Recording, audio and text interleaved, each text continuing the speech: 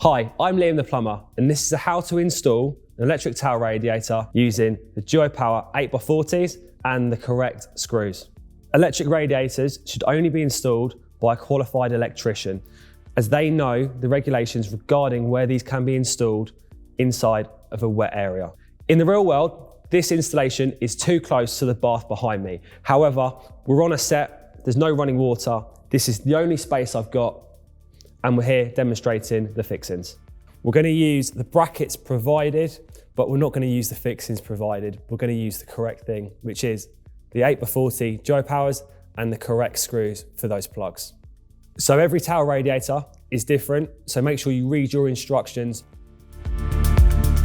So now the brackets are fitted to our radiator, we're now going to offer this up, level it, mark around the back of our brackets, take our brackets apart once again to drill our holes into our tile wall to secure our brackets to the wall. Install the towel radiator in your required location. So for me, it's there. Grab your spirit level and check it's plumb vertically, which it is there. Then with a pencil, mark round your brackets. And these pencil marks can be wiped off afterwards. And again, remember, each installation is different. So now we've drawn around our brackets, grab your fixing plate. So I'm going to offer mine up like so. Mark the center location for the other three, and then with an 8mm drill bit, because we are using the 8x40 Duo Powers, drill through my tiles into the wall, insert the plugs, and then fix these to the wall.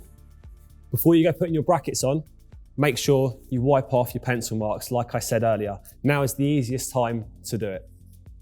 So once you've got your brackets on the wall, you're now ready to refit your radiator to the brackets.